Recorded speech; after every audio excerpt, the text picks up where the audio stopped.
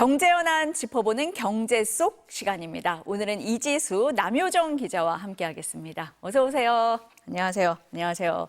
먼저 이 기자에게 여쭤봐야 될 것 같습니다. 이번 한 주 우리 경제에 엄청 중요한 한 주잖아요. 한미 관세 협상 총력전을 펼치고 있는데 아침에 느닷없는 소식이 들어왔습니다. 네, 구윤철 부총리가 오늘 아침 인천공항에서 미국 측으로부터 일방적으로 협상 연기를 통보받았습니다. 미국행 비행기에 오르려고 대기하던 도중에 발길을 돌려야 했던 겁니다.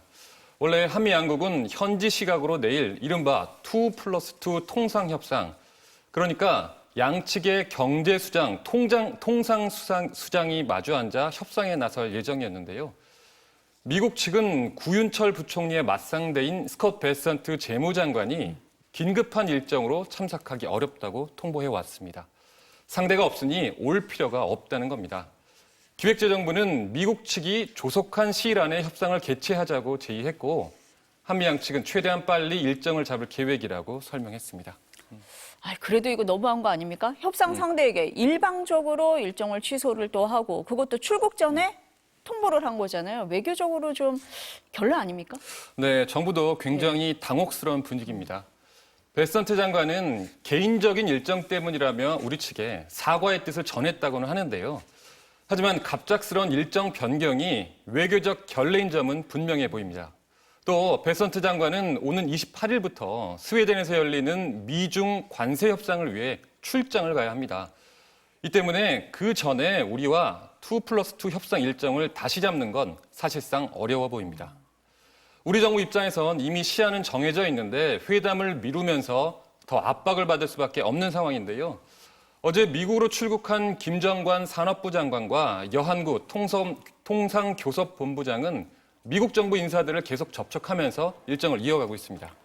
지금 이 기자가 얘기를 했는데 시간이 촉박해요. 게다가 우리의 경쟁국이라고 볼 수 있는 일본이 협상을 타결을 했단 말이에요. 압박이 될 수밖에 없는 상황 아닙니까? 네, 맞습니다. 어제 아침이죠. 도널드 트럼프 미국 대통령이 SNS를 통해 일본과 관세 협상 타결 소식을 알렸습니다. 내용을 보면요. 당초 25%로 통보했던 상호 관세는 15%로 또 25% 으름장을 놓던 자동차 관세도 결과적으로는 15%로 내려갔습니다. 우리도 자동차 품목 관세를 낮춰야 미국 시장에서 일본과 경쟁을 할 수 있기 때문에 이 부분에 가장 관심이 모였는데요.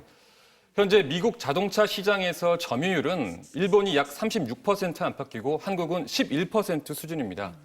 일본과 우리나라는 일부 제품군에서 가격 경쟁을 하고 있기 때문에 한국이 더 높은 관세를 받으면 타격이 불가피합니다. 지금 이 기자가 쭉 설명을 해줬지만 사실 일본이 어떻게 협상을 했느냐 우리가 참고할 수밖에 없어요. 그런데 보니까 뭐 천문학적 금액에 투자를 했다 이렇게도 나오고 일부 시장은 개방하기로 약속했다 이렇게 나오잖아요. 정말 많이 퍼졌다 뭐 이런 생각이 들 수밖에 없는데 그 우리도 이 정도 해줘야 되는 거냐 어떻습니까? 네, 일본이 뭘 내줬는지를 보면 우리 부담이 더 커진 건 사실인 것 같습니다. 당장 미국이 요구하는 대로 우리나라 쌀과 소고기 수입을 허용하면 국내 반발이 거셀 수밖에 없고요. 기업들에게 계획에 없던 천문학적인 투자를 강요할 수도 없습니다. 결국 정부는 우리가 할 수 있는 걸 최대한 강조하자는 전략을 준비한 것으로 보이는데요.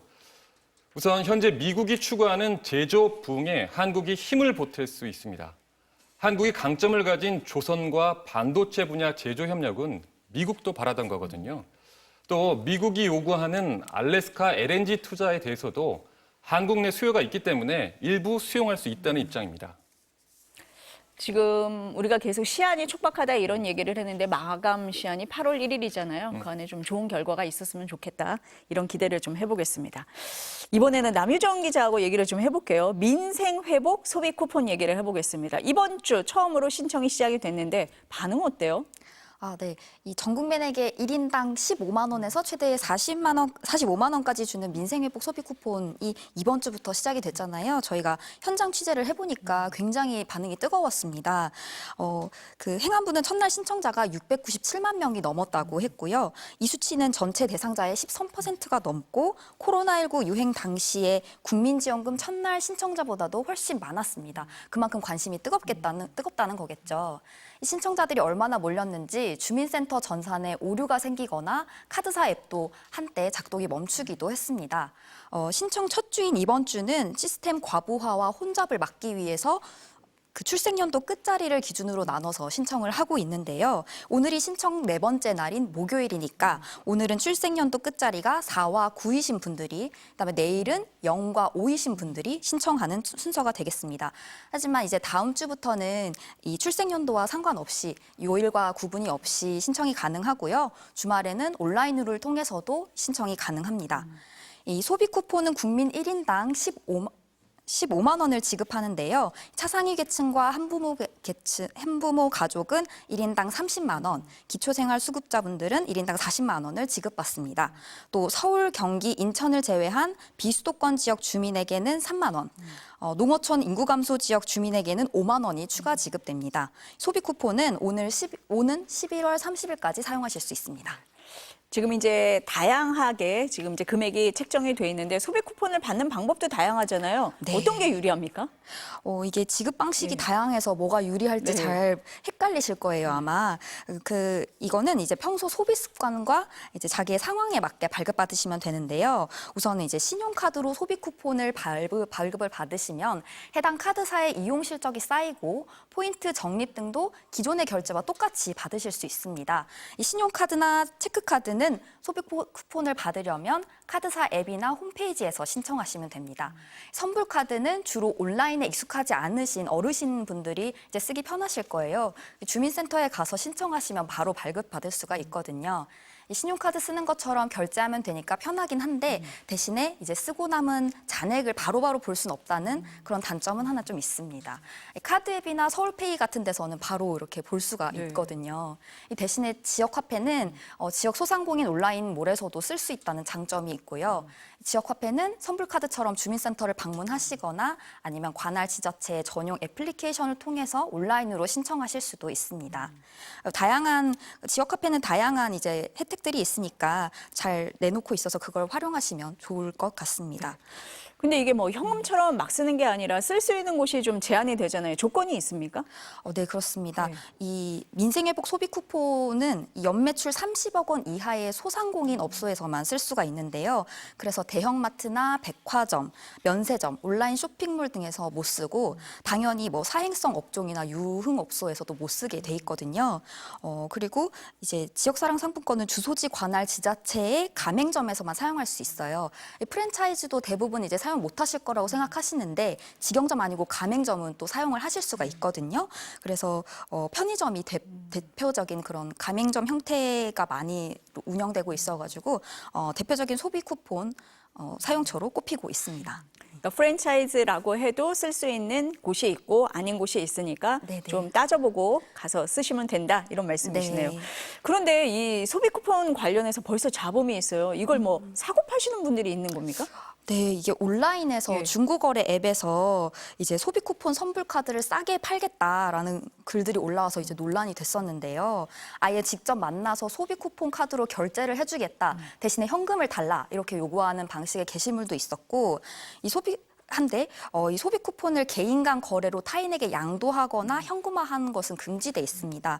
만약에 이게 적발이 되면 지원액의 전부나 일부를 반환하셔야 되고 또 향후에 보조금 지급을 제한받을 수도 있습니다. 그리고 부정유통 시도가 또 앞으로도 더 발생할 수 있어서 당국이 세심하게 들여다보고 있다고 합니다.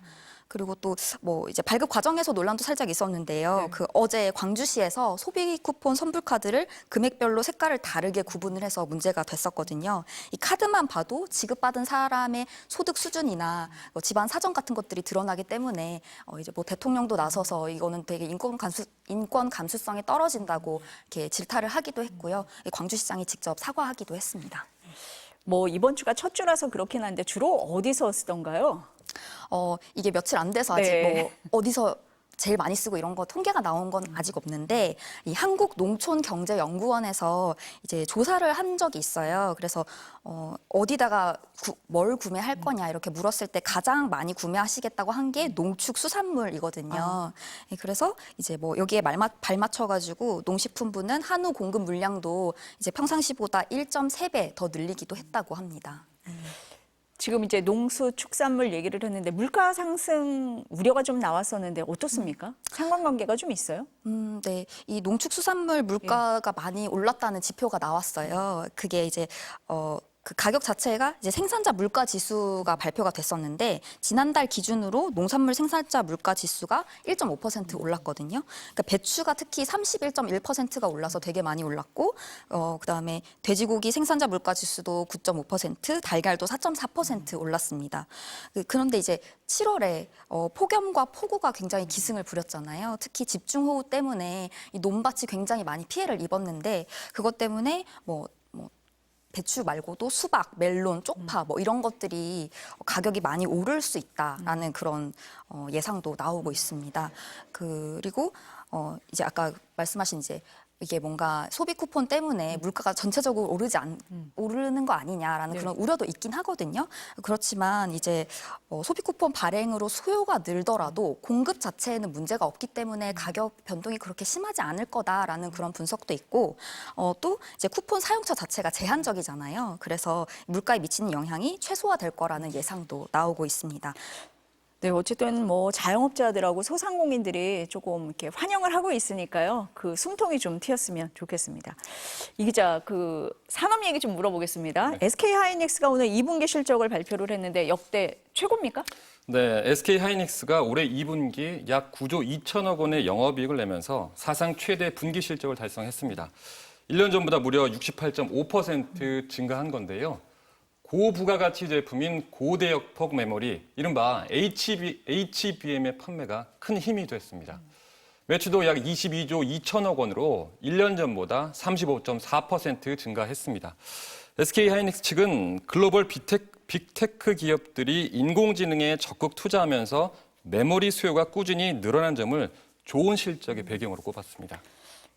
오늘 이 실적이 나오다 보니까 반토막 낸 삼성전자하고 비교가 될 수밖에 없어요. 왜 이렇게 갈렸습니까? 인공지능을 구현하기 위한 고성능 반도체에서 성패가 갈렸습니다. AI 산업이 발달하면서 인공지능을 학습시키는 GPU의 수요는 크게 늘었는데요. 이 GPU에 들어가는 고대역폭 메모리 HBM에서 SK 하이닉스는 높은 실적을 냈지만 삼성은 여기에서 뒤처지게 된 겁니다. HBM의 최대 구매사인 미국 엔비디아에 삼성은 아직까지 최고 사양 제품은 납품하지 못하고 있습니다. 품질이 기준을 충족하지 못해서 아직은 승인이 나지 않은 겁니다. 삼성 내부에서도 올해까지는 실적이 쉽게 좋아지진 않을 것으로 보고 있습니다. 아직 납품 승인이 나지 않은 HBM 5세대 제품보다 아예 6세대 제품에서 승부를 봐야 한다. 이런 말까지 나오는 상황입니다. 적자를 기록하고 있는 파운드리 시장에서도 1위 TSMC와의 점유율 차이는 더 벌어졌고요. 3위인 중국 SMIC와의 격차는 좁혀졌습니다. 여러 가지로 이제 삼성전자가 어려운데 이재용 회장이 지난주에 대법원에서 무죄 판결 받았잖아요. 리더십에서 뭔가 보여주는 거 아니냐라는 시각이 많은데 조용합니다. 네, 삼성 안팎에선 이재용 회장이 등기이사로 이사회에 복귀하는 게 제일 첫 조치일 거다. 이런 관측이 많았거든요. 하지만 이 회장은 취임한 지 3년 가까이 지났지만 아직까지도 등기 임원이 아닙니다. 그 때문에 경영에 분명한 책임을 지진 않고 있었습니다. 4대 그룹 총수 가운데도 미등기 임원은 이 회장이 유일하기도 하고요. 삼성 준법감시위원회가 어제 이 문제를 논의하기는 했습니다. 하지만 결론을 내진 못했어요. 이찬희 위원장이 개인적으로는 시급한 일이라고 생각을 하고 위원들도 필요성에는 공감을 하지만 이걸 당장 회사에 권고할 정도 사안은 아니라는 데 의견을 모았다고 했습니다. 그러니까 회사가 알아서 판단할 일이다. 이런 취지입니다. 삼성전자 임직원들과 얘기를 나눠보면 최대한 신중하게 가자. 이런 분위기가 읽힙니다. 주주총회만 거치면 되기 때문에 이 회장이 등기 임원이 되는 절차가 어렵지는 않습니다. 하지만 이 회장 스스로 최대한 조용하게 다음 행보를 고민하고 있는 것으로 전해지고 있습니다. 뭐 지금 말씀하신 대로 뭐 이재용 회장의 등기 임원 복귀 개인적인 결정이다, 개인적인 문제다 이렇게 할 수 있는데 삼성 입장에서는 뭔가 돌파구가 있어야 될 것 같은데요. 최근 삼성의 움직임을 보면 대규모 인수합병, M&A죠. 이 부분이 가장 눈에 띕니다. 회사를 사서 새 사업을 하겠다는 건데 당장의 실적보다는 미래 먹거리를 위한 투자라는 평가가 많습니다.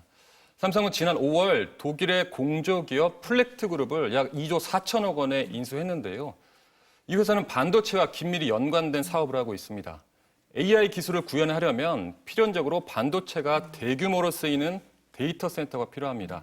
그런데 이 데이터 센터는 전력 소비도 매우 많고요. 무엇보다 발열량이 어마어마합니다. 그래서 이 열기를 빼내기 위해서 공조 설비를 만드는 기업을 삼성이 인수한 겁니다. 앞으로 AI 시장이 더 커질 걸 대비하는 거죠. 또 지난해 12월에는 국내 휴머노이드 로봇 개발사인 레인보우 로보틱스를 약 2조 2,700억 원에 인수했습니다. 2,700억 원입니다.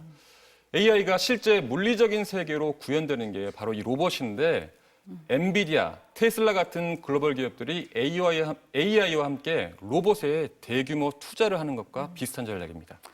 SK가 오늘 이 정도 실적을 냈는데 삼성으로서는 돌파구가 필요할 것 같습니다. 좀 지켜보도록 하겠습니다. 오늘 두 분 말씀은 여기까지 듣겠습니다. 감사합니다.